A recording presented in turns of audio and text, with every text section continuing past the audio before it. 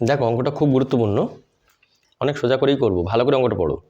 বার্ষিক সুদের হার ও সময় সমান হলে 2500 টাকার সরল সুদ যদি 400 টাকা হয় তবে সুদের হার কত?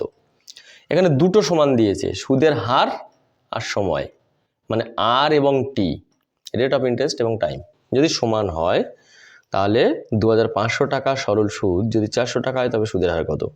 খুব সোজা, এই 400 উপরে বসিয়ে দেবে, 2500 প্রিন্সিপালটা নিচে বসালে, হ্যাঁ মানে সুদ বাই প্রিন্সিপাল।